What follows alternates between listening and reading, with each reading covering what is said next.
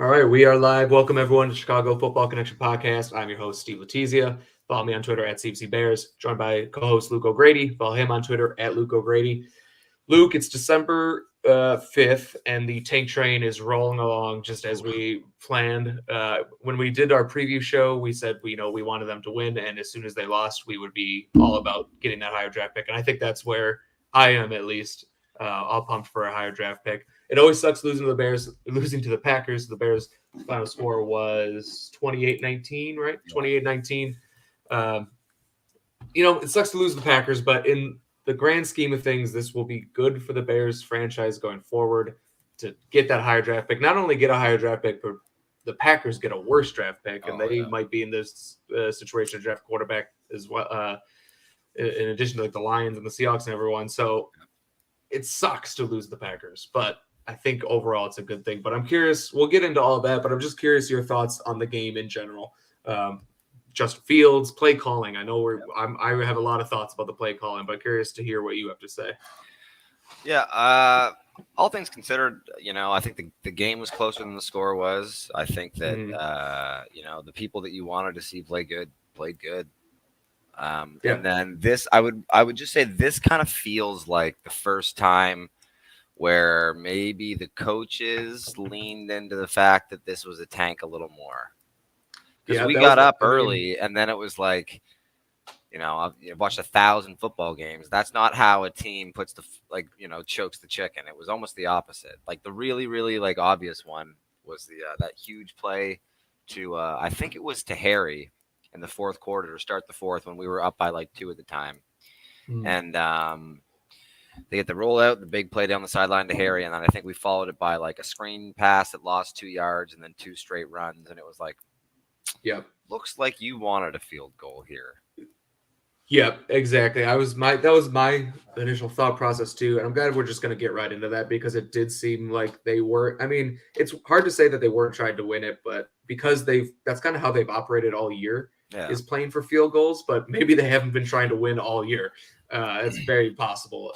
But yeah, the play calling was very questionable. Yeah. And that was one I was going to bring up. I would think eventually was 3rd and 5 in field goal range, and they just ran the ball. Ran that really funny run play where Justin took a jab step towards the line of scrimmage and then pulled away and gave it to Montgomery. Yeah, it's a good point. We have absolutely had moments all season where it was okay, this team's playing a little timid. But by the same merit, after the Patriots game, that it's felt different in the wake of that. And this was the first game kind of back to that. All right, well, do you trust Justin to be able to do this or not? Because when it first started, it was all right, didn't feel like they trusted Justin to run the offense enough. And with this one, especially with how well they've been playing, it was all right, well, this doesn't really make any sense. Yeah, and especially given how well Justin Fields was playing at that time. To that point. I mean, he played well the entire game, but especially up to that point, he was really playing extremely well. So it didn't make sense. He's so lucky. We're so lucky, and we'll get into that too. But I want to stick with the play calling for right now. But we will talk plenty about Justin Fields and what yesterday meant for him. But the play calling was definitely strange, and that was probably the example number one, Exhibit A of why it seemed like they were not trying to win that game because everyone knew. I mean, the defense at that point was playing okay, not great, but okay. I think it was more the Packers enough to win. I think it was more the Packers offense was playing poorly, but they were playing decent up to that point. But everyone knew a field goal wasn't going to win that game. You need to score a touchdown because eventually the Packers are going to score a touchdown. Exactly. So it's in that situation, it seemed very odd to just play for a field goal. It sucks that we have this bye week coming up because Luke Getsy doesn't have to answer for that play calling decision. He has a whole kind of week to come up with something to say about that. I wanted to hear what he had to say right after the game or the next day, and we're not going to get that opportunity, unfortunately. Yeah, I mean, there's really 2 outcomes. I mean, there's really 2 situations that could have been true. Either one, you didn't have the biggest interest in trying to win that game, which could be true, or 2, it's someone that has never really called plays on an NFL level before and started to show some of his inexperience in a big game, and that could be true as well.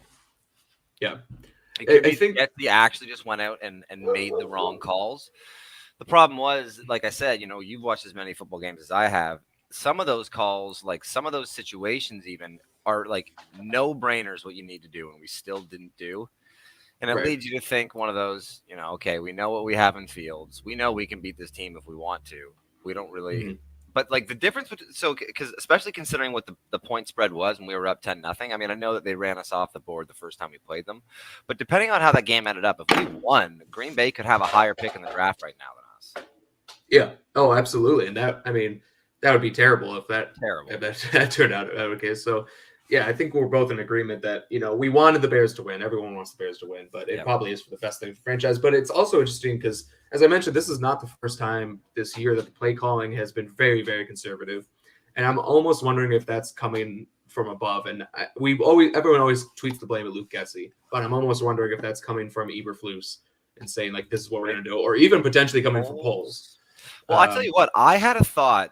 Every time we've lost this year, you can see how much it bothered Justin Fields. And a lot of people actually made comments going into this bye week, like after the game, that they're sick of losing. Jalen Johnson was like, it'll be nice to have a bye week because we can't lose on a bye week kind of thing or whatever.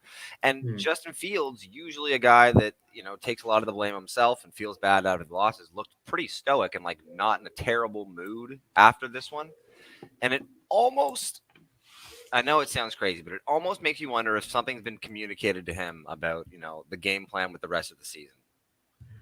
Yeah, it wouldn't shock me. I mean, you hear all the time that professional athletes are going to try to win every game, and I have no doubt that the players on the field are trying to win every game. There's not a doubt in my mind that Justin Fields is going out there saying, "Oh man, I don't want to play well. I want to lose because we can get a bad draft pick." No way. But I think the play calling and the decision making on like who to play and stuff like that could potentially sometimes go into that. And you only do that as a coach if you have an assurance from the front office and the ownership that they're not going to fire you if you lose a bunch of games.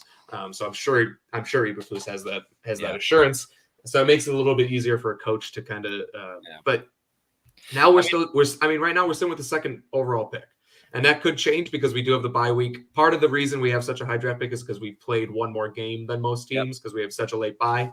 So that could change after the bye if some teams continue to lose. But we're looking at a top 5 pick right for now. Sure. And like to some extent too, like the bye was kind of detrimental to us when more teams were in that 3-win range. But, we're definitely going to leave week 14 with 3 wins. And some of the teams that 3 wins right now might not leave. And some of the teams that 4 wins might have 5 wins kind of thing. So I don't think it's so bad, like you said, kind of with the way we're playing and the teams we have coming up. I don't think that we'd have to do a lot of really good football to make it out of the top 5. I mean, that being said, I think this was a lot of players' best games of the year, it felt like to me. I thought Jalen Johnson played great. I thought Justin Fields played about as completely as dude, he's such a gun. He is. Yeah. I mean, Justin Fields played fantastic, and anyone who I've seen some people kind of blaming him for the loss or being critical of him. I don't know how you could watch the game and think that this was by far his best passing game of the season from the pocket and improvising as well. It might be his best game since he's been a Bear. The only one that comes to mind is the Steelers game. So it's those 2 games. I mean, he made some big time throws, 2 for 2 over 40 plus yards, both of them absolute dimes. Made a couple other nice throws too, and then he also had that long run, which seems kind of like you expected at this point. Like you go into the game like, okay, Justin Fields is going to have a 40 plus yard touchdown run. That's just like a foregone conclusion, but it's still crazy every time. I know you've seen the crazy stat about like career 50 plus touchdown runs. Yeah, he is like the most of all time. Nobody in history as a quarterback has over 2 50-yard touchdown runs, and Justin has it in the last 4 weeks. Yeah, that's absolutely insane. I mean, he's going to absolutely run away with that stat for his entire career. He's going to be far and away the best of all time, and he already is. And he's in his second year. It is psycho. I mean, it's psycho to think, to this point in Lamar Jackson's career, he only has 2 50-yard touchdowns. Yeah, I was not confused by that, but I was surprised by that too. Lamar Jackson. There have been plenty of Michael Vick, Robert Griffin, a lot of good running quarterbacks, or not quarterbacks who can run and are very athletic, who don't have that. I want to make sure I get that distinction in there. But what's funny is that's kind of the thing that was Justin Fields is when he was coming out of Ohio State, he was very securely in the quarterbacks who can run place. not like a running quarterback. And like it looked a little different, especially how we've leaned on that out of the mini bye week since the Patriots game. But this was definitely his best game as like that passer. I think he ran one time in the second half. Yeah, he really didn't. There's a lot of times where, he's moved around in the pocket really nicely, and instead of taking off and scrambling, just stepped up in the pocket and kept his eyes downfield, which is really nice to see. I mean, I know his legs are a huge weapon, but it's if you can get those big chunk gains without having to run the ball like that on kind of a broken 100%. Play, that's always a great thing to take. But so I really love seeing him keeping his eyes downfield. That's something I think he needs to do more. So if you had to show aliens what Justin Fields was capable of, this is the game.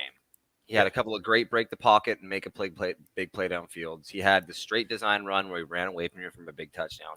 He was layering in like really, really nice throws all over the field, like intermediate, like working the screen game, the deep throws, like we're on all game.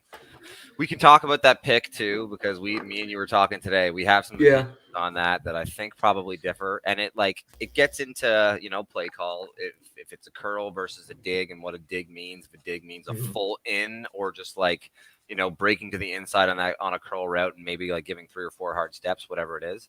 But despite what the discourse is for the most part on the internet and on Twitter about that play, I don't know how you put it on anyone else but Justin. I think there's blame. You got to blame both guys. I think saying it's on one guy or the other is wrong. Yeah. I mean, as much as I love Justin Fields and I think he played extremely well, he does have some blame on that. Yeah, maybe that's a better way to put it. There's no way you can absolve him of the guilt just because of the way the route was ran.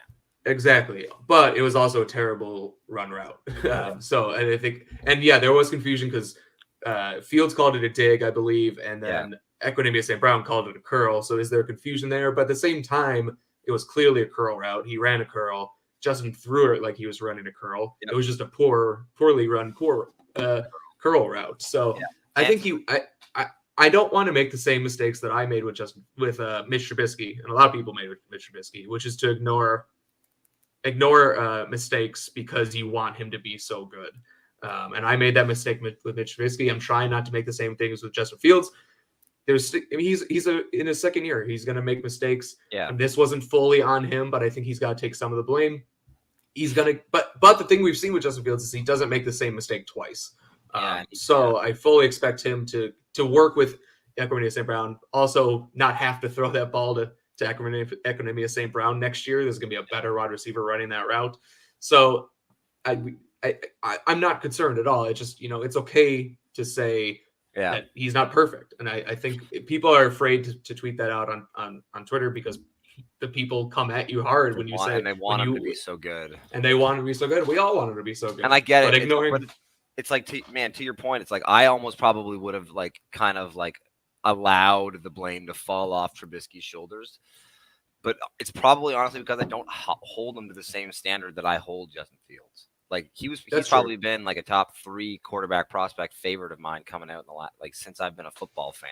And watching, what made him great at Ohio State, things like that curl route and making sure that the ball's in the right position and that at the very least you and the receiver are on the same page is something I would expect of Justin Fields. So, maybe he didn't make the play today, but it's something I totally think he's capable of. And that's why I'm not really willing to let him off the hook for it. Cause it's hey, you can do that, get it right. Yeah. And going forward, we'll be fine. Yeah. And then the second pick, that was just a play at the end of the game. We were down 9. You had to take a shot at the end zone or close to the end zone there. That pick was nothing. I don't feel bad about it because I think probably the messaging from the coaching staff too was take all the throws that you need to take here. My only thing is I would have rather lost from them recovering the onside kick. I would have liked to have seen the touchdown there from him, just to basically know that hey, he can do it. Strictly because I'm kind of it's similar to the interception.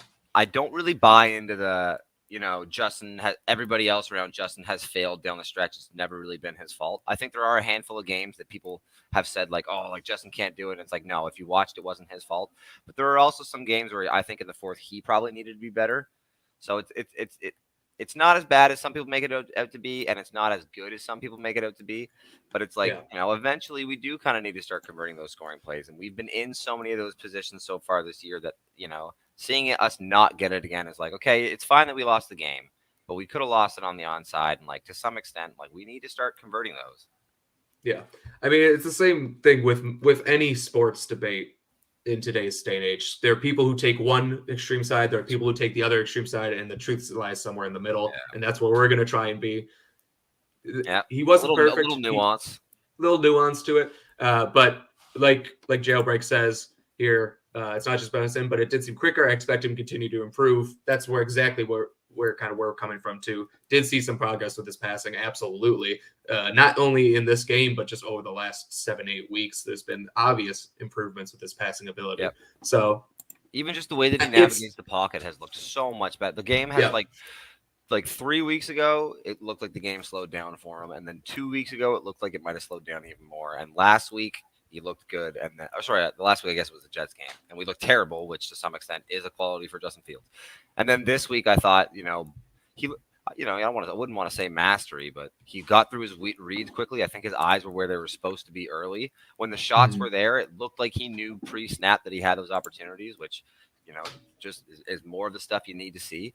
And then he sprinkled in those moments where there's like, that 50-yard touchdown run. There's only probably one quarterback and maybe two in the league. Him and Lamar Jackson. Lamar Jackson. That's it. I loved how he navigated the pocket for longer and found his target. That's just another example of the game slowing down for him. It's so obvious. I think it's impossible to come away from this game and come away from the last 8 weeks and not be extremely encouraged with Justin Fields and the future of this franchise, because Justin Fields is the future of this franchise. You know who's not the future of this franchise? Equanimeous St. Brown. So I'm not worried with him running a poor route in that game. So even the plays where he had that really nice play to Komet, where we broke the pocket, then rolled out and made it to the line of scrimmage, and then took that little pause step and just flipped it over that first line defender. And that I think 2 weeks ago, maybe even the last time he played.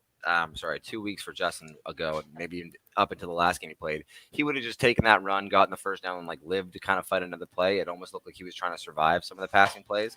He's really starting to look like a quarterback. Yep, and I think that also goes to show how teams are kind of adjusting to him, because a play breaks down and they are trying to take away his running ability. So everyone comes up, and then he just float that pass over to Komet like he did. So interesting to see how much that's him adjusting to teams adjusting to him, which is really good. It'd be interesting to see how much what the statistical average is for man versus zone percentages and what the Bears have been facing the last couple of weeks, because you'd almost have to I'm sure we can, and maybe someone at home can do it for us. But the fact is that it would be naive to play a lot of man coverage versus Justin Fields right now, and I would imagine that we're starting to see that in the calls we see against him. Yep, absolutely. But yeah, I mean, all things considered, I wish we won.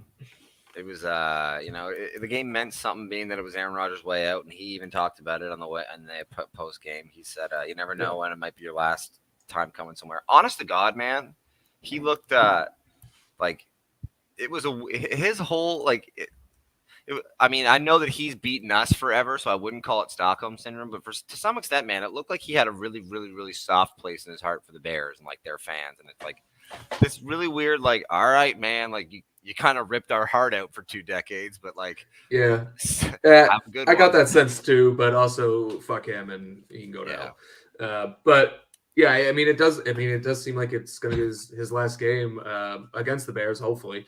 We'll see. I mean, contractually, I think if you hadn't seen his body language all year and had this feeling that it looks like he's on the way out, contractually, it doesn't really make any sense that this is his last year. It really puts Green Bay in a tough position, and I don't.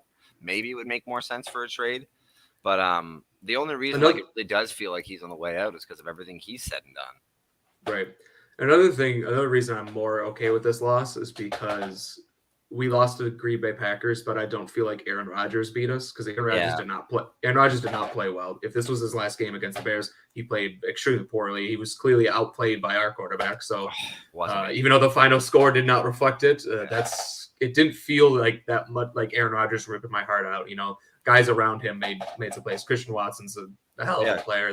Getsy ripped our heart out. Yeah, more than anything, Getsy. Or did he? Because maybe losing was the best thing for us. Yeah, but maybe Getsy was being the adult in the room. I know you'd like to beat him, but not this time. Yeah, exactly. I did see that Brian Gutekunst, or however you pronounce his last name, the GM, did say something about picking up Jordan Love's 5th-year option. Oh, really? So I think that not only might be the last time we see Aaron Rodgers against the Bears, I would not be surprised if Jordan Love starts the rest of this year. I mean, the Packers have to find out what they have in Jordan Love, right? They can't. I mean, whether If you've had him Rodgers in the building is enough, you probably have a feeling of what he's like.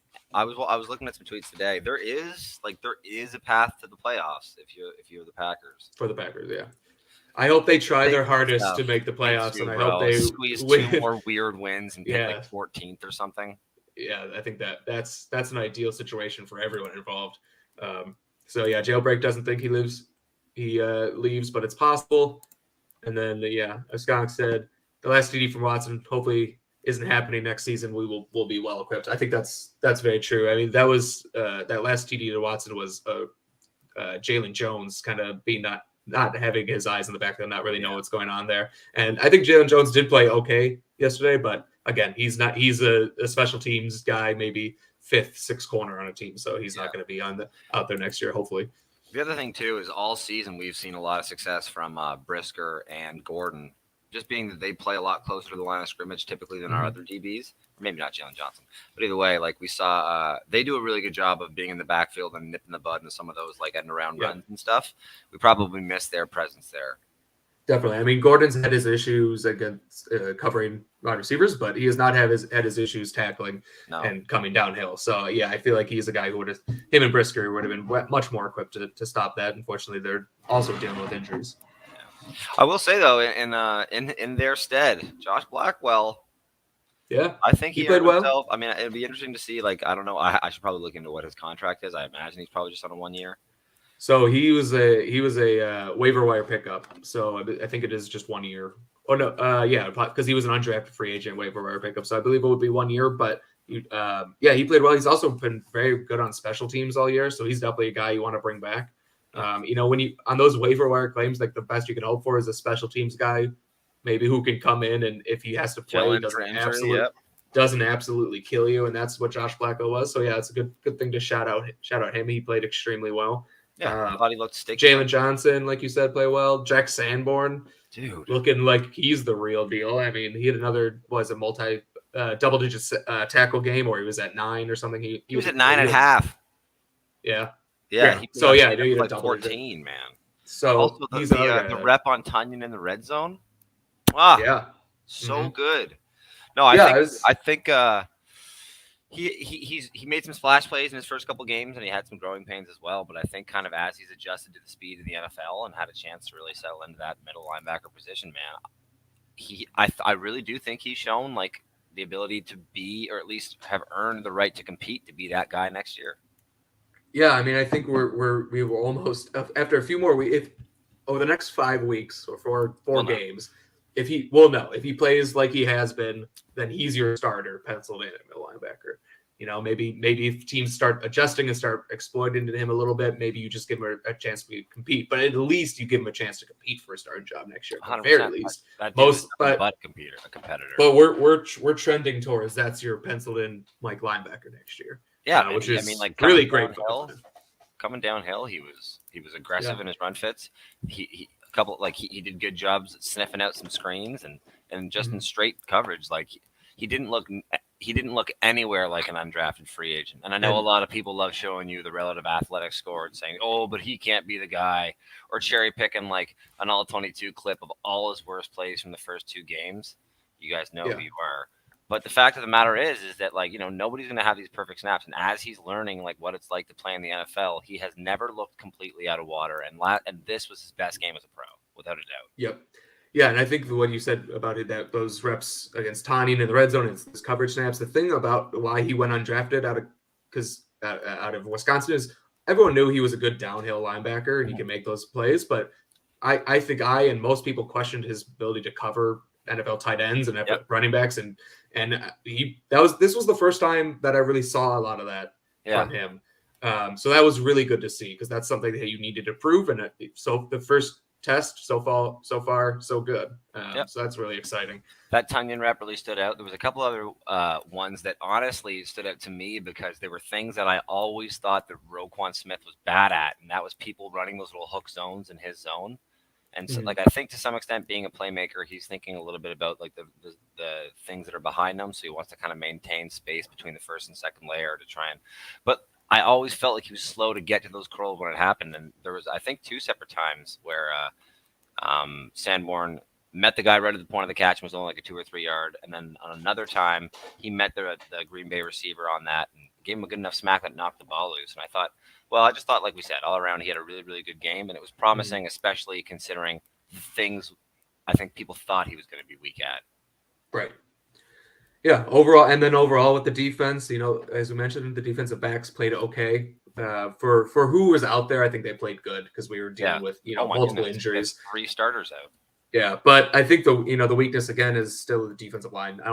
We didn't get a single QB hit on Aaron Rodgers. I think technically we had one, but it called back by a penalty or something. Right. So, I mean, and it was Taco Charlton. Like, it wasn't even Travis Gibson or anything. It's terrible. It's terrible. I mean, we got to get some pressure. It was 3 weeks in a row we haven't had a sack or something from a defensive line. Yeah, and it just makes the performance by the defensive backs on a banged-up secondary even more impressive, considering they had absolutely no hope. So, and luckily, imagine if they didn't have to have an Eagles pass rush. Imagine if they just regressed to the norm and pressured the passer on an average amount. Yeah. I mean, I think we would have not only probably won this game if we had just baseline average pass rush, but we would probably win a couple of our last games too. Maybe not the Jets game, but the games where Fields was playing and we were playing well. If we just had a baseline average pass rush. Luckily, we keep losing these games and we have the second pick in the draft. And there are 2 extremely good pass rushers that we can choose from. And I feel like, with the quarterbacks always are going to go higher than they 100%. Than they should. And the Bears not needing a QB, we are maybe looking at the possibility of our pick of one of those 2 guys. Yeah. Do you have a preference? I go back and forth on a daily basis. I think Will Anderson's a better player and prospect in a vacuum, but I think Carter is a better fit. Yeah. But I think Will Anderson is also one of those guys who transcends schemes and can play as a 3-4 outside linebacker. He could play as a 4-3 defensive end. He could play as a strong side linebacker in a 4-3, kind of like, and he can be a guy who maybe moves around like Micah Parsons does. Yeah. So I think he's a guy. I am a little bit concerned because he's 240 pounds, but I'm not as concerned as I am about other players who might have the exact same build. Because I think he's just that good. Yeah, he's explosive, and I think it makes up for a lot of that weight issue. But I lean Carter just because he is such Anderson is such a 3-4 outside linebacker. It's so obvious. And I think it would be a disservice to him to make him put his hand in the ground. Yeah. And how much is he I know he can set the edge, but it honestly, based on it feels like the universe is screaming Jalen Carter at the Bears right now. Yeah. Yeah. And I've been doing mock drafts and love doing the mock drafts, but it's at this point I've chilled on it so much because every mock draft is just trade back 4 picks. And if Jalen Carter is there, take him. And if not, keep trading back. Yeah, exactly. I'm doing the exact same thing. But yeah, I think Jalen Carter is going to be the guy that they target. And it'll be interesting because I do think they want to trade down. Yep. But it'd be interesting to see how far they're willing to trade down because they want to probably trade down. And but I think the Bears are in a really good situation. You got Detroit, who has does Detroit have the 3rd pick or does Seahawks have the 3rd pick?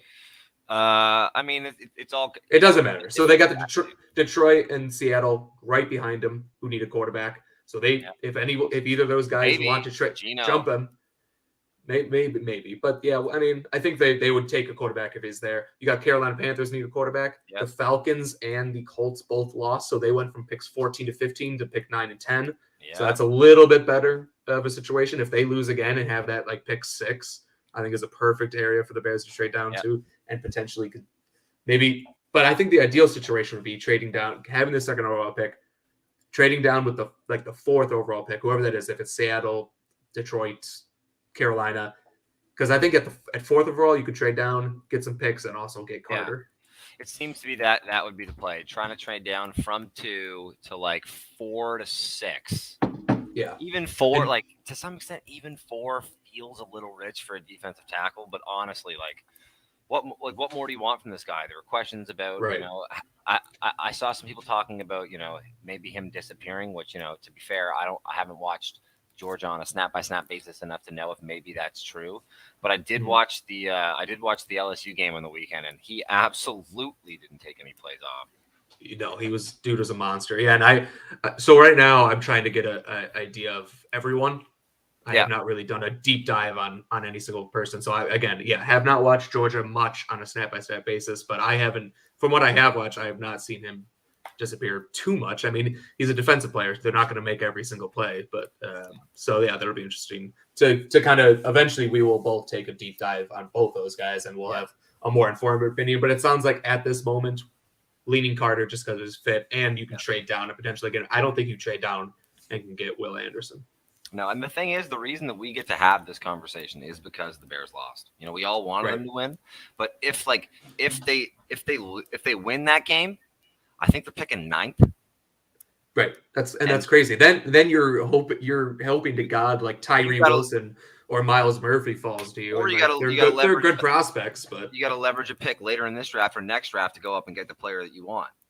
Whereas now, you could go from 2 to 5 with like Carolina or something, and get yourself like a second this year and a first next year, or like really a king's ransom to move 3 steps back and still get the player you want. And like it's the ability to do that like it'll make a world of a difference if as opposed to having to give up to go and get Carter. What if you're able to get Carter and then come back into the middle of the first round or at the end of the first round and grab someone like a Jackson Smith and Jibba or like whoever the best receiver is available. Yeah, and I think it is a deep receiver class, and not super top heavy. So you should be able to get someone with, even if you acquire a second round pick, probably get a receiver there, get an offensive lineman there, and we know it's a good offensive lineman free agent class. So that's probably where they go there, and then draft a wide receiver in the second. So again, the reason we're talking about the draft right now is because obviously we can talk about the draft because the Bears keep losing.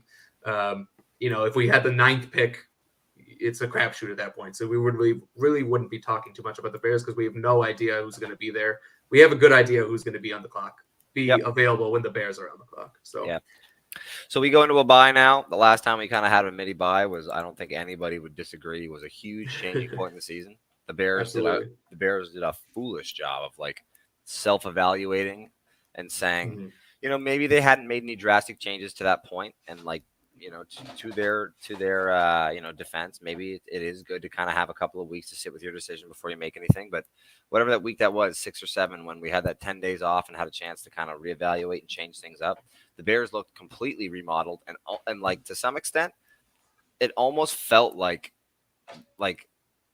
I mean, and obviously they weren't, but it felt like, people were listening to whatever all the Bears fans were crying for. Like it was all the changes you wanted to see. It was more runs with Justin Fields.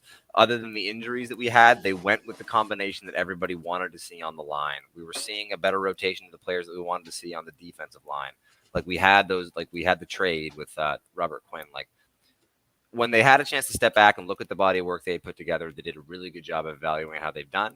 And I'm excited or interested to see if we see similar changes, or to their point, if we're closer to what the final product should be now, what changes they will make. Yeah, that's really interesting. Yeah, to see what if any changes they'll make coming out of the bye. And we talk a lot about that mini bye week on how it helped Justin Fields, which it absolutely did. But I think we don't talk enough about it as how it helped the offensive line. Because less true pass sets. I was on Pro Football Focus today. I was just looking at these guys' grades week to week, and there was a definite part in the season where the PFF grades for all offensive linemen shot up into those 70s, 80 grades. And did those offensive linemen suddenly get significantly better as offensive linemen? No.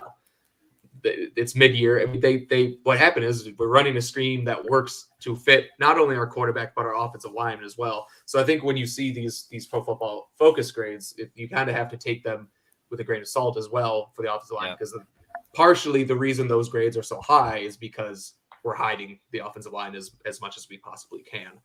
I think that is something that people sleep on with the PFF grade sometimes. They'll see a player that has like an amazing run blocking grade and be like, well, this guy's an amazing run blocker. And it's like, well, maybe they only ask him to, like, for example, from a tight end, it's like maybe they really only ask him to run block when it's a match, like a complete mismatch for him. It's like, yeah, maybe he plays so well there, but he is being hidden from like the role itself. Right. Or, you have a right tackle who's a really high run blocker grade, but your team runs left 80% of the time. Exactly. And they're just on the backside, stuff like that. So, yeah, with anything like that, any advanced stats, you always need contacts with them. So that's just something to think about. Another thing I want to see out of the bye is Alex Leatherwood playing more. He got like 10 snaps, which is an extremely small sample size, but he did not look overmatched at all. So that was good to see. I think he should be the starting right tackle after the break, because Riley Reef is probably a better player. Larry Borum's probably a better player, or could be a better player at the moment. But you have to know what you have in Alex Leatherwood. You can't go into the offseason with no tape to evaluate him. That's not fair to him either. Every NFL player in the offseason watches their own tape and does some self-scouting and where do I need to get better? Where can I improve? What do I do well? And right now, Alex Leatherwood doesn't have that information to go off. So it's not fair to him to go into the offseason and say, okay, you need to get better for next year because we're relying on you. And he doesn't know where he stacks up. So he needs to start playing. The season's over. Let him play. And, it's something, honestly, it goes back to what we talked about earlier, is that there are certain players on this roster that for the remainder of the year, they don't make like mistakes. They just have learnings. Right. Kyler Gordon, Jaquan Brisker. I think Alex Leatherwood fits that. Tevin Jenkins, Justin Fields 100%. Those players where it's like, yo, you really could be a part of this future. And to some extent, maybe we don't value these wins as much as wins that we'll see, as these seasons progress. You're allowed to make some mistakes right now. So let's get them on the field and allow for them to make mistakes. Yep. Go to Alex Leatherwood and say, you have 4 weeks to make as many mistakes as make them all. Make them all. Go ahead. But after these 4 weeks, don't make them anymore. Yeah. So that'll be interesting. I think this was kind of a ramp up game for him. They wanted to kind of bring him in slowly. So it'll be. I think he might not be the starter after the bye, but I think he's going to get more than 10 snaps in a game. Yeah. I think more of a rotation, get him 30 snaps in a game and stuff like that. So after the bye, we have 4 games left. After the bye, we have the Eagles, the Bills. So those, most likely are 2 losses. I think it would be super shocking for anyone if the Bears end up winning one of those games. Then you have the Lions, which is a possible win, but also a possible loss. And then you have the Vikings in the last game of the year. Who knows if they'll have the season, the NFC North locked up already. Yeah. They might be benching their starters. We don't know, but if they are playing their starters, that's would be a loss too. I would imagine. So that would be worst case, I guess, however you want to put it. We're looking at 1-3 after the bye, which would put us at 4 and 14? No, 4 and yeah. We get one more. It'd be 4 and 15, or no, 4 and 13. Sorry, 13. 17 games. Ever since they switched to 17 games, I can't. My math skills so much, man. Completely deteriorated.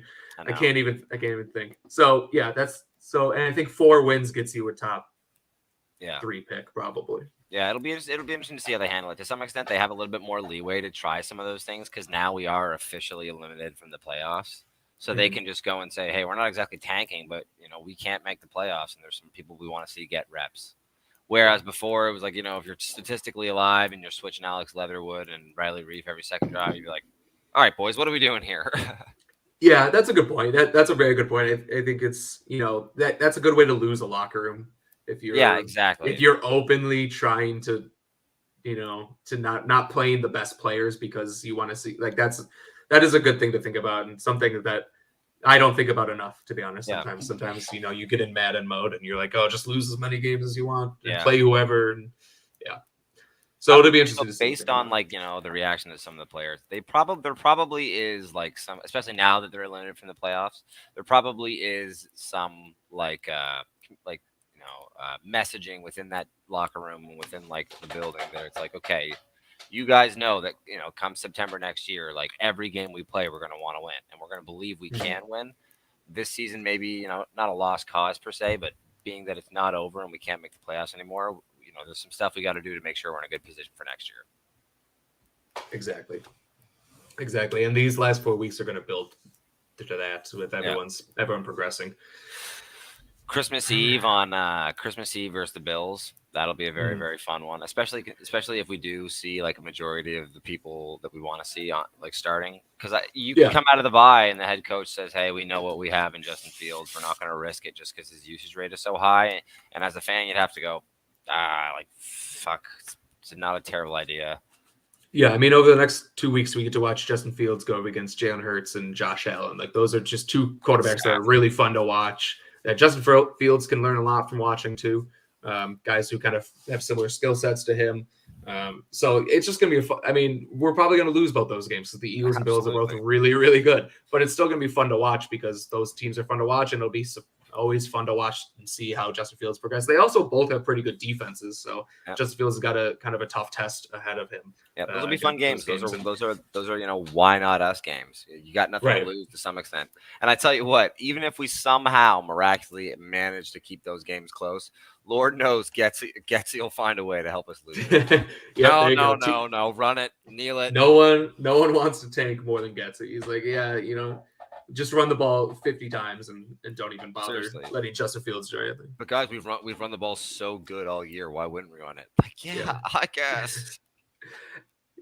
Yeah, just getting back to it, it's so stupid because like I understand like not wanting to be predictable. Occasionally you got to run it on third down to kind of keep guys off balance, but the tendencies that we put on tape is they are going to run the ball on third down. So if anything, passing the ball keeps people off balance in that situation. So and the thing is, we've had so many of those work just because the run game has been so good that if anyone ever complained, they could be like, okay, well, look at all 7 of these plays where it was 3rd and 8, we ran it and got it.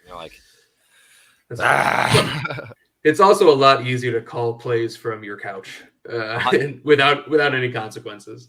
100%. But I mean, hey, if we can't criticize sitting on their couch going, yeah, ESB needs to run that way back more. Yeah, just stuffing your face with pizza and say, God, ESB is so slow. I could have run a way better curl route. I could have, back in my day, if I didn't have that knee injury, I could have been ESB. I think if you can't criticize your offensive coordinator from the couch, what's the point of even being a sports fan? 100%.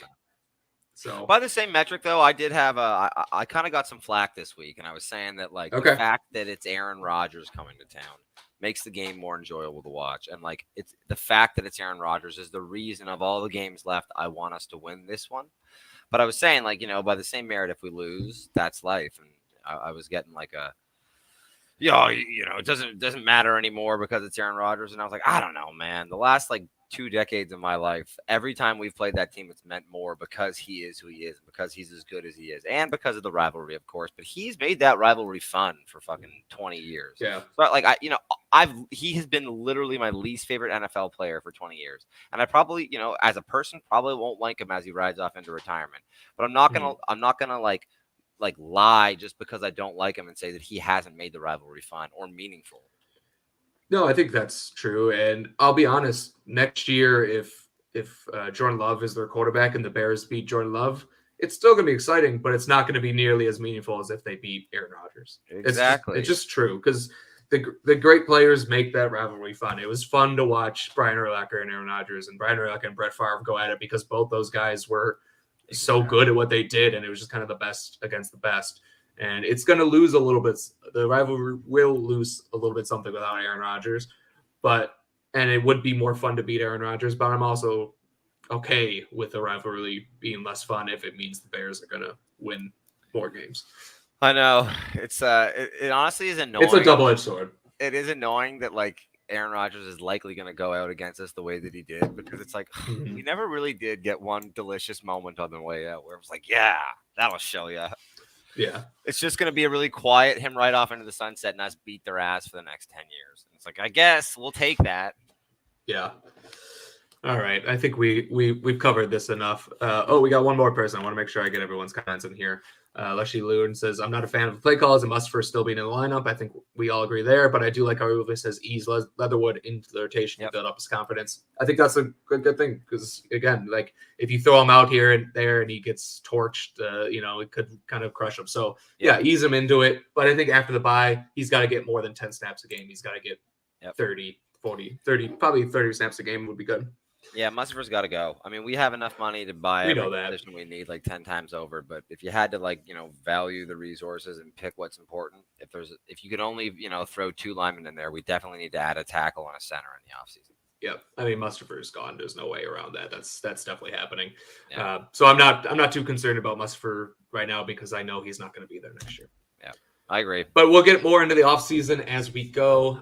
We got to kind of wrap this up now, but we will be doing we're going to be shifting our focus a little bit to the offseason over these next couple of weeks. So even before the year is over, we'll be doing some offseason pods, talking about the draft and talking about free agency. So stay tuned for that. Make sure to like, subscribe, share. We should probably do like a big Bears board where we do like all the top prospects for just the Bears. So it's like, you're not going to see a quarterback on there. You probably won't see a running back to pick 100 or something, but let people know who they should be looking for and why.